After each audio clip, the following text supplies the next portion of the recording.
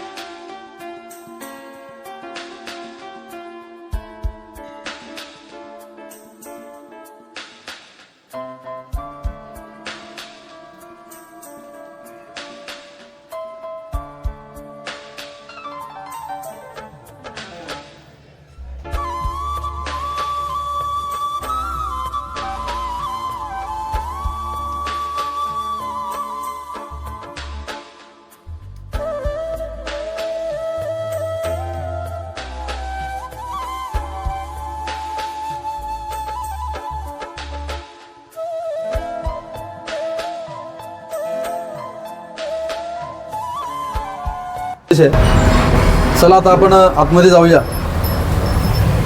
आपण आता मुख्य गाभाऱ्यामध्ये या ठिकाणी आलेलो आहोत. पाहू शकता गणपती बाप्पांचं सुंदर असं रूप आहे, स्वयंभू मूर्ती आहे. आपण आता आतमध्ये आलोय. पाहू शकता अनेक भाविक भक्त या ठिकाणी बाप्पांच्या चरणावर नतमस्तक होत आहेत. खरं तर कुठल्याही शुभकार्याची सुरुवात करत असताना आपण प्रथमतः हिंदू धर्मामध्ये गणपती बाप्पांच्या विघ्नार्थ्या गणरायांचं नामस्मरण करून पूजन करून कुठल्याही शुभकार्याची सुरुवात करत असतोय आणि खऱ्या अर्थाने आपलं निर्विघ्नपणे कुठलंही कार्य पार पडत असतं. त्यामुळे गणरायाला विघ्नार्थी असं नाव आहे. त्याच्या वेळी देखील अनेक भाविक भक्त बाप्पांच्या दर्शनासाठी या ठिकाणी आलेले आहेत. या ठिकाणी मंदिराचे पुजारी बाबा आहेत, विश्वस्त आहेत. त्यांच्या मुखातून आपण गणपती बाप्पांचा इतिहास जाणून घेऊया. बाबा नमस्कार. नमस्ते. बोला. तुमचं नाव सांगा पहिल्यांदा. माझं कुमार शंकर पुरव. तुम्ही किती वर्षापासून इथं या मंदिरात बाप्पांची सेवा करताय? 45 वर्ष आले. 45 वर्ष आले म्हणजे याच ठिकाणी तुम्ही निवासी आहात. अखंड सेवा आहे. बरोबर. हे मंदिर किती वर्ष जुनं आहे? हे 400 वर्षापूर्वीचं मंदिर आहे, पेशवेकालीन मंदिर आहे. 400 वर्षापूर्वीचं. हा. या मंदिराची स्थापना कोणी केली? पेशव्यांनी. पेशव्यांनीच केली. आणि चिने म्हणून होते त्यांनी. म्हणजे 400 वर्षापूर्वी या मंदिराची निर्मिती झालेली आहे. हो. मंदिराची विशेष काही अशी आख्यायिका काय सांगाल तुम्ही? हा गणपती नवसाला पाहतो आणि गणपतीला जे काय मागितलंय ते पूर्ण करतो तो, अशी ख्याती आहे बाप्पांची. आणि त्याचे रिझल्ट पण असे 100% आहेत. बर. या गणपती मूर्तीचे विशेष वैशिष्ट्य काय असं? या गणपती विशेष मूर्तीचं म्हणजे हे शेजारी आहे तो स्वयंभू गणपती आहे. हा पेशवेकालीन गणपती आहे. हा म्हणजे डाव्या बाजू जो गणपती बाप्पा आहे ते स्वयंभू मूर्ती आहे. स्वयंभू मूर्ती आहे. आणि हा आणि ही जी मूर्ती मुख्य गाभाऱ्यामध्ये हे पेशवेकालीन मूर्ती तयारला म्हटलं जातं. म्हणजे पेशव्यांनी त्या ठिकाणी ती घडवलेली आहे. स्थापना केलेली आहे. मला एक सांगा बाबा, चतुर्थीच्या निमित्ताने अनेक भाविक भक्त हजारांच्या संख्येने या ठिकाणी येतात, परंतु हे मंदिर जरी अष्टविनायक पैकी नसेल तरी एवढी मोठी श्रद्धा लोक ठेवतात, त्याचं कारण काय? तो नवसाला पावतो ना, म्हणून ते त्याच्यावर श्रद्धा फार आहे. आता तुम्ही 9 साला पावतो असं सांगितलं, तर त्या बाप्पांचा चमत्कार वगैरे तुम्हाला असं काही तुमच्या याच्यामध्ये? हे बघा त्याच्याशी जे निगडीत देवीच्या देण्यापासून सेवा करील त्याला तो मेवा दिल्याशिवाय राहत नाही, एवढी 100% गॅरंटी. करून तुम्ही सांगितलं की मग अशी 9 साला पावणारा हा गणपती बाप्पा आहे. हो. आता अनेक हजारांच्या संख्येने भाविक भक्त या ठिकाणी येतात हजारो आणि खरं तर कुठला नवसासाठी या ठिकाणी हे गणपती बाप्पाच्या माध्यमातून कुठला नवस जास्त करून या ठिकाणी भाविक भक्त?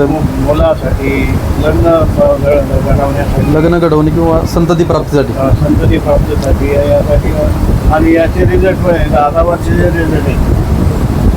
म्हणजे ज्यांना 10 वर्ष मूलबाळ होत नाही त्यांना देखील या बाप्पांच्या झालेले आहे. नवस केल्यानंतर. प्रत्येक चतुर्थीला किती भाविक तुमच्या अंदाज येत असेल दर्शन घेण्यासाठी? कमी 2,000 पुढून येतात भाविक. म्हणजे एवढ्या लोकांना भाविक भक्तांना या ठिकाणी अन्नप्रसाद आणि अंगारकीला 5,000 अंगारकीला. देतात. शक्यतो अंगारकी चतुर्थी मंगळवारीच येते, याच्याबद्दल तुम्ही काय सांगाल? नाही, ते पूर्वीपासून आलेली आहे. पूर्वीपासूनच म्हणजे शक्यतो मंगळवारीच येते आपण पाहू. बरं. गणेश भक्तांना आपण आपल्या माध्यमातून काय संदेश द्याल? भक्तांना काय सांगितलं, भक्तांना सांगायची गणपतीची सेवा करा आणि त्याचा मेवा मिळवा. बरोबर. म्हणजे श्रद्धेने तुम्ही जर श्रद्धा ठेवली तर गणपती बाप्पा तुम्हाला भरभरून देईल. आणि अष्टविनायक बाप्पापैकी जरी हे मंदिर नसलं तरी अनेक लाखो भाविक भक्तांची या ठिकाणी बाप्पांवर श्रद्धा आहे. त्यामुळं चतुर्थीला असो इतर वारी असो अनेक लोक येतात. या ठिकाणी गणेशोत्सवामध्ये कुठले कुठले कार्यक्रम या ठिकाणी होतात? गणेशोत्सव खास करून कुठे गणेशोत्सवामध्ये या ठिकाणी 10 दिवसामध्ये कोणते कोणते कार्यक्रम असतात? गणेशोत्सवामध्ये काय नाही, संध्याकाळी सकाळ संध्याकाळ आरती असते, भजन पूजन होतं. काकड्याला काकडाची होती महिनाभर. दर मंगळवारी लोक येतात देवाला अभिषेक वगैरे करतात. आणि इथं रोजची नित्यपूजा तुमच्या माध्यमातूनच होते. किती वाजता येतात तुम्ही सकाळी इथं? 7 वाजता. 7 वाजता येतात? 7 वाजता. 7 वाजता येतात. आणि चतुर्थीच्या दिवशी 4:30 वाजता. 4:30 वाजल्यापासून मग भक्तगण सुरुवात होती चतुर्थीच्या दिवशी. आणि भाविकांची गर्दी कुठल्या दिवशी जास्त असते? मंगळवार आणि चतुर्थी. आणि अंगारकीला जास्त अंगारी गेलं तर जास्त बोलायचं नाही जास्त. 2,000 लोक येणार असेल तर 4,000 लोक जातात. आपण किती वर्षापासून या ठिकाणी गणपती बाप्पाची सेवा करताय? 45 वर्षे. माझा भाऊ होता, मी भावाच्या पाठीमागं मी करतोय आता. या गोष्टीला 45 वर्ष झाले. 45 वर्ष झाले. बरं. भक्तांची जी श्रद्धा आहे त्याच्याबद्दल आपलं काय मत आहे? भक्तांची श्रद्धा भरभरून आहे गणपतीची. तुम्ही याला पाहताय की बरोबरच. कारण असंख्य संख्येने या ठिकाणी गणेश भक्त येतात. कारण बाप्पांच्या माध्यमातून अनेकांच्या अडचणी बाप्पा खरं तर सोडवतात आणि तुम्ही देखील इथं कायम या ठिकाणी असता. आणि मला एक सांगा, चतुर्थीच्या दिवशी संध्याकाळी अन्नदान असतं, अजून कोणते धार्मिक कार्यक्रम असतात तिथं? भजन असतं. भजन होतो, हरिपाठ होतो, रोज नित्य हरिपाठ होतो. हरिपाठ होत. खरं तर 2-3 हजार लोकांच्या भाविकांची या ठिकाणी अन्नदानाची सोय ग्रामस्थ करतात की प्रत्येक चतुर्थीला ठरलेलं आहे. ठरलेले ग्रुप आहेत, ठरलेलं असतं कोण ठरलेले 5-7 जणांचे ग्रुप आहेत. हो. अशा ग्रुपात ते करतात. म्हणजे भले लाख रुपये खर्च आला तर हो. चालतो. गणेश जयंतीला मोठा कार्यक्रम होतो, गणेश जयंतीला गणेश जन्माचा कार्यक्रम होतो. गणेश जयंती. त्यावेळेस सुद्धा 12 वाजल्यापासून तर संध्याकाळी 9-10 वाजेपर्यंत अन्नप्रसाद होतो. बर. खरं तर मी तुम्हाला मगाशी जसं सांगितलं की बाहेरच्या बाजूला जो बोर्ड लावलाय प्रत्येक चतुर्थीला तो बॅनर लावतात हा, तिथं. banner कारण दिवसा चतुर्थीच्या दिवशी सकाळपासून तर संध्याकाळपर्यंत कोणते कोणते विधी आहेत, म्हणजे दिनचर्या जी आहे चतुर्थीची संपूर्ण त्या आपल्याला त्या बॅनरच्या माध्यमातून पाहायला मिळेल. तिथं दानशूर जे अन्नदाते आहेत त्यांचं देखील नामोल्लेख त्या ठिकाणी नावं लावलेली असतात. म्हणजे अतिशय खरं तर आपण म्हणतो अन्नदान असेल, रक्तदान असेल, असे जे दान आहेत खरं तर माणसांनी केले पाहिजे. त्यातून खऱ्या अर्थाने आपल्याला एक शांती, समाधान, सुख या ठिकाणी मिळत असतं. या ठिकाणी मूर्तीचं आपल्याला दृश्यातून आपल्याला पाहू शकता, हे अतिशय सुबक अशी मूर्ती आहे आणि सुंदर अशी मूर्ती पाहता क्षणी आपण या ठिकाणी आपल्याला मन प्रसन्न होतं. खरं तर कुठल्याही धार्मिक स्थळामध्ये आपण मंदिरामध्ये आल्यानंतर आपल्याला एक सकारात्मक ऊर्जा मिळत असते, मनाला शांती मिळत असते. हा बोला. पूजेची व्यवस्था हा शोभकरण कुमार गुरव आणि शुभम गुरव दोघं जण करतात, हे दोघं मिळून पूजेची सर्व कामे आता शोभाई आता ही केली आहे. हो. आम्ही दोघं करतो. खरं तर तुम्ही 40-45 वर्षापासून या बापांची मनोभावे सेवा करताय. खरं तर बाबांचं मनापासून कौतुक आहे. या वयामध्ये देखील बाबांची सेवा करताय आणि बाबा खऱ्या अर्थाने गणपती बाप्पांची सेवा करतायत आणि बाप्पा देखील तुम्हाला आतापर्यंत कधी काही कमी पडून दिलं नाही आणि यापुढेही देणार नाही. गणपती बाप्पांचा तुमच्यावर आणि तुमच्या परिवार खरं तर असाच आशीर्वाद राहो. तुम्हाला उत्तम आरोग्य, दीर्घ आयुष्य लाभो अशी मी धुंडीविनायक गणपती बाप्पांच्या चरणी या ठिकाणी प्रार्थना करतो. तुम्ही तर खरं या ठिकाणी सुंदर अशी माहिती दिलेली आहे. किती वर्षापूर्वीचं मंदिर आहे बाबांनी सांगितलं आहे आणि खऱ्या अर्थाने ही डाव्या साईडला जी आपण मूर्ती पाहतो ती स्वयंभू मूर्ती आहे आणि ही जी मुख्य गाभाऱ्यामध्ये जी मूर्ती आहे ती पेशव्यांनी 400 वर्षापूर्वी ही घडवलेली आहे. म्हणजे अतिशय या दर्शनाला या तुम्ही. अतिशय मोठा इतिहास या धुंडीविनायक गणपती बाप्पांचा आहे आणि ती मी आज माझ्या निवेदक रुपेश वाळके यूट्यूब चॅनलच्या माध्यमातून आपल्यापर्यंत पोहोचवण्याचा काम करतोय. नक्कीच तुम्हाला व्हिडिओ आवडेल आणि विशेष करून आज सुवर्ण दिवस आहे, चतुर्थी देखील आहे. त्यामुळं आज म्हटलं चला गणपती बाप्पांचं आपण दर्शन आपल्या यूट्यूब चॅनलच्या माध्यमातून सर्व गणेश भक्तांसाठी घडवूया आणि ते कार्य मी आज या ठिकाणी आपल्या चॅनलच्या माध्यमातून करतोय. खरं तर बाबा मला एक सांगा की या ठिकाणी जर अन्नदान करायचं असेल फक्त कडूस गावातील ग्रामस्थांना संधी मिळते की संपूर्ण तालुक्यातून म्हणजे संपूर्ण महाराष्ट्रामधून जर एखाद्याने इच्छा व्यक्त केली तरी त्याला चान्स मिळतो, संधी मिळते अन्नप्रसाद. म्हणजे बाबांनी अतिशय सुंदर माहिती दिली आपल्याला. जर या ठिकाणी फक्त कडूस, नेरे, शिवार, टोकेवाडी किंवा चास या गावापुरती मर्यादित या ठिकाणी सेवा करण्याची संधी नसेल तर संपूर्ण महाराष्ट्रामधील जे भाविक भक्त आहे आपल्याला जर या ठिकाणी चतुर्थीच्या दिवशी जर अन्नप्रसाद ठेवायचा असेल, जोडप्याला परिवारात जर या ठिकाणी अभिषेक करायचा असेल तर काय प्रोसेस आहे? अभिषेक काही नाही, त्यांना इथे आम्ही बसवतो, अभिषेक आम्ही करून घेतो. त्यासाठी कुठलं शुल्क वगैरे काय? 500 रुपये शुल्क घेतो आम्ही अभिषेकाचं.